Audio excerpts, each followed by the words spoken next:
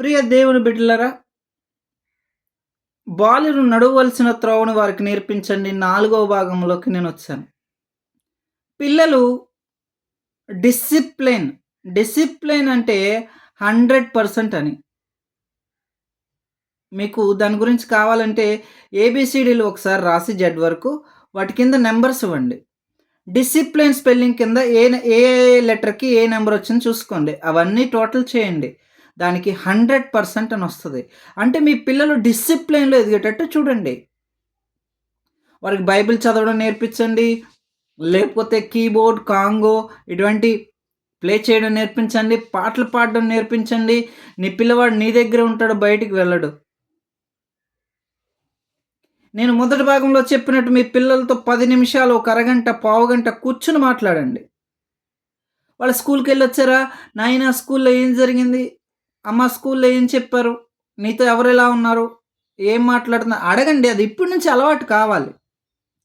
అలవాటయినప్పుడు వాడికున్న ఇరుకులు, ఇబ్బందులు మీతో పంచుకుంటాడు.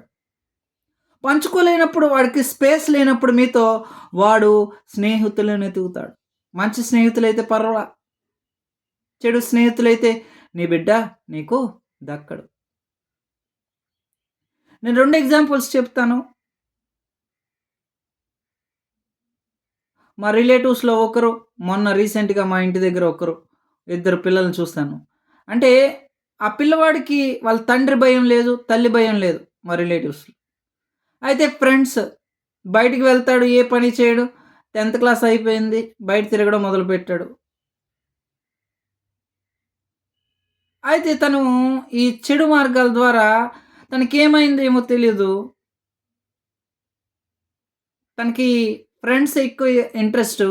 ఏ ఫ్రెండ్ ఏ సహాయం చేయలేదో తెలియలేదు. ఉరివేసుకొని చనిపోయాడు. ఆ తల్లిదండ్రులు ఎంత బాధపడతారో ఒక్కసారి ఆలోచించండి. అదే మీ పిల్లవాడు మీ చెయ్యి పట్టుకొని చర్చికి వచ్చుంటే, లేదా మీతో పాటు చర్చికి రావవసరలా. ఇంట్లో మీతో పాటు కూర్చొని ప్రార్థన చేస్తుంటే, బైబిల్ చదువుంటే, అలాంటి పనులు చేయరు. అలాగే మా ఇంటి సమీపంలో ఒకరు, ఒక అబ్బాయి ఒక అమ్మాయిని ప్రేమించాడు. బాగానే జరిగింది. వాళ్ళ తల్లిదండ్రులు ఎక్కడో ఉన్నారు. ఈ అబ్బాయి మాత్రం ఉంటాడు. అయితే వాళ్ళ తల్లిదండ్రులు, తండ్రి చనిపోయాడు, తల్లి ఎక్కడో ఉన్నారు.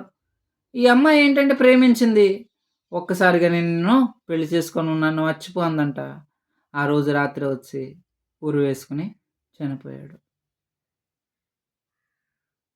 అంటే ఇదంతా ఎక్కడి నుంచి వస్తుంది? డిసిప్లిన్. అది కొరవడినప్పుడు పిల్లలు ఇలాంటి వాటికి పాల్పడుతూ ఉంటారు.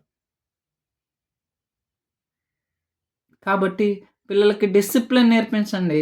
దేవునిలో నడిపించండి. అల్లరి చిల్లరి ఆటపాటల వద్ద మనం కూర్చుండకూడదు. అబద్ధములు ఆడకూడదు. అపహాస్యకులు కూర్చుండే చోట మనం కూర్చునకూడదు. ఈ అపహాస్యమైనది ఏదియు నీ దరికి చేరకూడదు. అప్పుడు మీరు నన్ను అడగొచ్చు, అయ్యగారు ఈ సమాజంలో మనకెలా కుదురుతదని? మనం ఆ సమాజంలోనే ఉండాలి. మనకి అంటుకోకుండా ఉండాలి. We must vanished in front of the God. Vanish అంటే మరక మాయం. మరక కనిపించదు.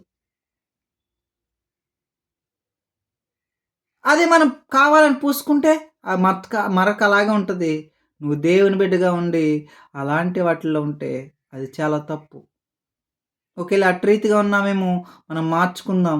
మీరైనా, నేనైనా. కళ్ళు మూసుకొని మీ కొరకు ప్రార్థిస్తాను. మహాపరిశుద్ధుడు, మహోన్నతమైన దేవుడు ప్రభువా, పరమందున మా తండ్రి నీ రాజ్యం వచ్చును గాక, నీ నామం స్తుతింపబడును గాక ప్రభువా.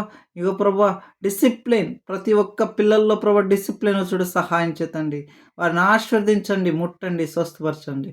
ప్రభువా ఉన్నతమైన బిడ్డలుగా ఎదుగుటకు సహాయం చేతండి. ప్రేమ ప్రేమ ప్రభా కరుణ, దయ వీటిలతో ఈ పిల్లలందరూ నిండుటకు సహాయం చేతండి. ఆ ప్రభా మా ఈ చిన్న ప్రార్థన యేసుక్రీస్తు నామములో నీ పాసనికి చేర్చుకోమని మిక్కిలి అడిగి బ్రతిమలాడి వేడుకొంచున్నాం తండ్రి. ఆమెన్. మీ అందరికీ పేరు పేరున వందనాలు. నా ఛానల్ సబ్స్క్రైబ్ చేసుకోండి. మరిన్ని మంచి వాక్యాలు మీకు చెప్పుటకు నాకు దేవుడు జ్ఞానం ప్రసాదించుటకు మీరు ప్రార్థించండి. మీ అనుదిన ప్రార్థనలో నన్ను గుర్తు చేసుకోండి. నా పేరు బాపన్న. ఆహ్, ఆహ్, దేవునిలో పేరైతే వికాష్ బాబు. ఈ మరియా వికాస్ గాస్పెల్ ఇంకా అనేక మంది చేరుటకు మీరందరూ ప్రార్థించాలి. మా చిన్న ప్రార్థన మనవి. మీరందరూ తప్పకుండా మీ ప్రార్థనా సమయంలో జ్ఞాపకం చేసుకోండి. మీకు నా వందనాలు.